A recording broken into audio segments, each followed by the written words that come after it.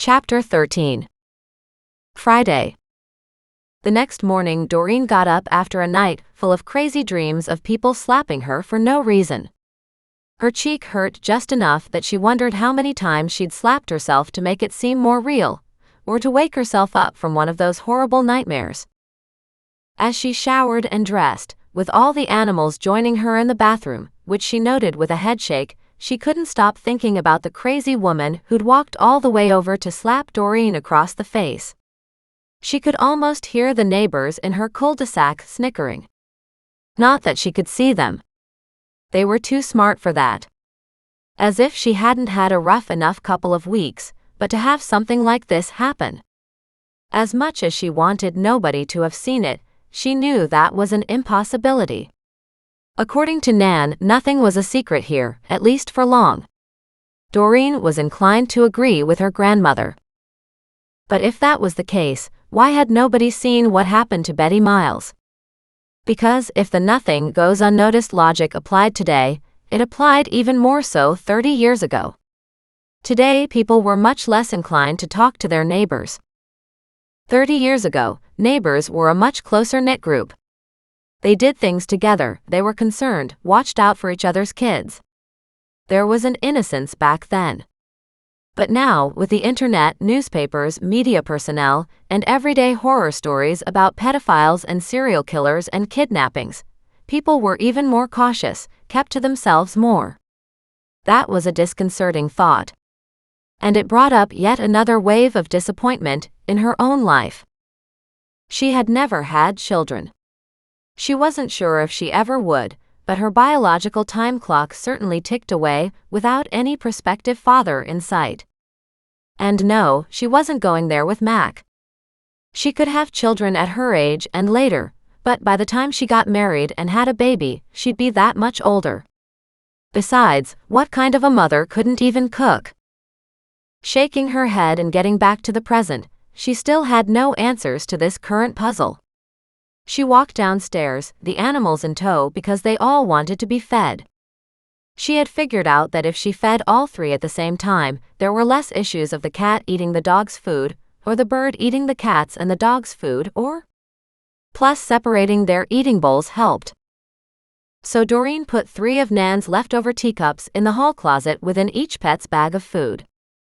She scooped up one of each, carried it to the kitchen, and dispensed them as quickly as she could, returning the teacup scoops to the closet. Now she could think in relative peace as she returned to the kitchen. This was all so stupid. If only she knew why the woman was so angry at her. It wasn't like Doreen had asked anybody other than Nan about Betty Miles. If the woman was family or friends with the deceased, you would think she'd want closure. Doreen's gaze caught the stove, still sitting here staring at her, dare she say, mocking her? She shook her head. What she really needed was a good night's sleep, not one filled with the stranger slapping her over and over. Groaning over her cycle of never-ending thoughts with no clear answers, Doreen finally sat down with her laptop as the first coffee dripped for the day. She stared at the clock in horror. Already 9 on a Friday morning. It wasn't like she had anything to do today that made getting up at any particular time important, but somehow it was important. She'd had it drilled into her, year after year, that she had to get up early in the morning and be perfectly coiffed for the day. Per her controlling ex. And here she sat, in a pair of comfortable plaid cotton pants and a t-shirt haphazardly thrown over her head. She hadn't even brushed her wet hair. She turned to gaze out the window and thought of how far she'd come. She just wasn't sure if it was in the right direction. Her life was so vastly different than what it had been. However, considering where she'd ended up, she'd take this anytime. As she got up and poured her first cup of coffee, her phone rang. She glanced down at it. Seeing it was Mac, the corners of her mouth turned down. She wasn't sure she wanted to deal with him right away. Still, for him to call at this hour, especially when they had already spoken late last night, maybe he had some news. "Good morning, Mac." "You waited to answer it. I figured you were still asleep." She laughed. That's not happening. However, I did sleep in for the first time ever that I can remember. She waited a minute for him to say what he was calling about. When he didn't, she nudged him. Still, it's a little early for you to be calling. Did you hear from the stove guy? Startled, she realized she hadn't. No, he didn't call yesterday after he left. Should I give him a call this morning? She glanced around her kitchen to see where she had dropped his card. There was no sign of it. She frowned. Now, if only I could remember where I put his card. On the kitchen table most likely, Max said with a laugh. But I know the number by heart. Have you got a pen? Yes. She grabbed the nearby pad of paper. He reeled off the number, and she wrote it down. Okay, got it. Thanks. And are you still on for 9 tomorrow for the Begonias? She nodded, realized he couldn't see her and said, yes, 9 is fine. And you'll be up and ready on time? A couple cups of coffee in you by then? She snorted. I think this is the first time in my life I've ever slept in, she said, confused. I can't tell if I like it or not. Whenever you break a long-time habit like that, the guilt can be overwhelming. But why should there be any? She didn't understand, but he was right, she felt guilty. There shouldn't be. Once you adjust to this new lifestyle, you'll get used to it. I'm not sure that's a good idea. She brushed the tousled hair off her forehead. Do you have any news? If you mean about Betty Miles, the answer is no. I don't really expect to get any with the case being 30 years old. Sure, but to a woman who smacks me across the face, it's obviously not old at all. Now all we have to do is find out who it was and ask her why she felt so strongly about this, Max said gently. But if you don't know who it is, how am I supposed to talk to her? Doreen sat back in her chair and stared morosely at the laptop. I should have run after her, shouldn't I? Not necessarily, Max said hurriedly. That could have made her even more violent. That's not something I want to think about. She could just imagine what the neighbors would say if she'd had a wrestling match on her front lawn. Anyway, call the stove guy and see what's happening. I'll talk to you later. And he rang off. She thought she'd heard somebody talking to him in the background, realizing he'd probably called from work. Not the easiest job in the world being a police detective in the RCMP Serious Crimes Division, but at least it had to pay a whole lot better than what she was doing, which was exactly nothing. One could hardly count charity cases of gardening for Mac's mother as being regular employment. Yet it was something. And the money from Nan would pay for a stove. Thinking of which, she grabbed the phone again and called her grandmother. Thanks for the money to pay for a new stove, Nan, she said without a salutation. Good morning to you too, Doreen. And you already left your thank you message on my voicemail machine. No need to repeat yourself, she said in a gentle voice. Did you have a good night? No, I didn't. I kept dreaming about people hitting me. Her grandmother gasped sympathetically. That's terrible, sweetie. You really should have a nice cup of chamomile tea before you go to sleep at night. Doreen rolled her eyes. Sure. I'll add that on my list of things to buy out of my non-existent money, she said, then groaned. Sorry, Nan. I guess I got up on the wrong side of the bed, too. Bad nights will do that to you. Why would you think people were hitting you? Realizing Nan might know something about this woman, Doreen explained what had happened yesterday. Now, if only I knew who she was, Mac could talk to her. Interesting, Nan exclaimed. You certainly have livened things up in this town, my dear. That wasn't what I was planning on doing. I was hoping to fit in and to become one of the nice, lovely little villagers, living here in the mission, where nothing ever happens. Nan's laughter pealed through the phone. Do you have any idea who she could be? Not from the description you gave me, but let me think about it, Nan's tone was slower, more thoughtful. I wonder if any of the neighbors saw what happened. According to you, somebody always sees. You're right.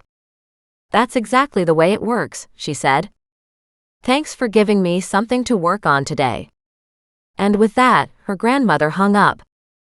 Doreen dropped her cell phone on the table and checked on her animals. From her seat at the kitchen table, she could see Thaddeus atop his perch in the living room, and Goliath had left the kitchen for parts unknown, which was normal for the cat. But Muggs rested at her feet as she drank the last of the coffee in her cup. She got up and poured another cup.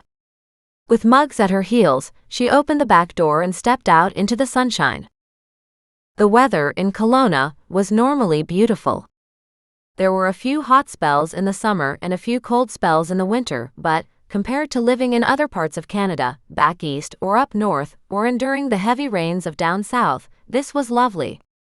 She walked around the garden, noting the downed fence that still had to be dealt with in the middle of her yard, and realized today might be a good day to tackle more of that. At least then, if Mac came around with his truck, he could make a trip to the dump for her, if he didn't mind. With that, she chewed on her lip, worrying there would be a price attached to her dump run. She'd like to think it was free, but it seemed nothing in life was free anymore. Her stomach grumbling, she went inside and checked out the contents of the cupboards. She knew it was bad when the leftover dog food looked appealing. She pulled out the last of her crackers. She still had some peanut butter, so that was enough for breakfast, but she was ravenous. All the salad and sandwich fixings were gone, although she did have a couple of apples left. Rummaging through one of the kitchen drawers, she found several granola bars. She would have to make that trip to the grocery soon. As she eyed the contents of the pantry, it looked as if she could survive today, and Mac would pay her tomorrow. Hopefully. But they hadn't discussed that issue yet. She was pleased she still had some of the money she had found when sorting through Nan's clothes. That was for real emergencies. Like food. But her stomach grumbled as she contemplated her breakfast. She sat down and scarfed an entire plate of crackers and peanut butter, then cut up an apple. After that, she went for her third cup of coffee. With it, she sat outside on the deck steps and ate a granola bar. When she finished, she went inside to put her coffee cup in the sink and propped open the back door so the animals could go in and out as she worked in the backyard. She grabbed Nan's work gloves and headed to the garage for the wheelbarrow to deconstruct the remainder of the downed fence. She worked steadily all morning. When her phone rang, she stopped, wiping the sweat off her brow, and saw it was almost noon. It was Willie, the stove guy. I'm out front with my buddy. I have the replacement stove here too. Are you home? Delighted, she told him, yes. I'm in the backyard working. I'll come around to the front. She hung up and raced around in time to see a panel truck backing up her driveway. Willie hopped out of the driver's seat with another man getting out on the other side. They both smiled at her. I decided I might as well do this on my way to another job. Willie motioned at the stranger. This is Barry. He's an electrician and will give me a hand installing the new line. She smiled. Much appreciated. At least it would be if she knew how to use the darn thing and could afford to pay both men working on this. But electric was a whole lot easier than gas. Isn't it? She was sure of it, since she could handle an electric tea kettle and an electric coffee maker. An electric stove was just a step up, right? She watched in amazement as the two men manhandled the large heavy item onto some sort of a small hand-maneuvering wheeled thingy, and then they got it up the front steps. She stayed out of the way as much as she could, but Muggs wasn't quite so easy to deal with, in their way and underfoot. Finally, she ended up calling him back to the kitchen door, so the two men could pull the old stove into the center of the kitchen and put in the new one. Then both men worked under the deck until Willie called out to her, "Okay, wiring is done." He sighed as he climbed onto the deck. Unfortunately, Barry doesn't have the right breakers for the stove. He headed back inside, checked out the back of the new stove, and then turned toward her. "Are you okay if I come back tomorrow with the parts needed for the rest of it?" She nodded. "That's fine." He left the stove partially out for easy access when they returned. With a wave and a honk, he took off, leaving her alone with two stoves, neither one usable. At least the gas one was mostly out of the way. And the newer one was jutting out in the kitchen, but what did she care? She didn't need to be on that side of the room, anyway. Unless she was curious about her new stove. Wiring. Breakers? She leaned over the back of the stove to find part of the wall open, with wires, one in particular sticking out with its end cut open. Also, some metal plate was over something else on that wall. She presumed that was where the gas line had been cut off. She wondered if that meant she didn't have a gas bill to pay anymore. How stupid that she didn't even know this stuff. Returning to her backyard, to something she did understand and could work with on her own, she surveyed her handiwork. She'd accomplished a fair bit. Only she was hungry again. Thaddeus walked on top of a stack of fence posts she had managed to get out of the ground. He shook his head, looked up at her, and said, "Thaddeus hungry. Thaddeus hungry." She snorted. "You're hungry. The real problem is, I'm hungry." There was no help for it. She had to go to the grocery store and get some food. She nudged the animals back inside, washed her hands and face, and quickly straightened up her hair. After she grabbed her keys, she hopped into the car and drove the few blocks to the grocery store. On a normal day she would have walked, but today she needed a whole lot more than what she could carry home. She grabbed a cart and walked through the store. She picked up fresh fruit, more crackers, bread, peanut butter, cheese, and the list went on. She stopped halfway through her shopping and stared at her purchases, worried about the cost so far. She did a mental calculation, figured she was close to maxing out her budget for an entire week, and quickly walked to the meat counter to look at what was on sale. Which didn't matter because she still couldn't cook anything anyway, even if the new stove was hooked up. She headed to the deli section. There she picked up some chicken and some ham on sale. Finally, she walked toward the clerks and checked out. She winced when she realized she was over her budget by a good $45. She paid the bill and headed to her car.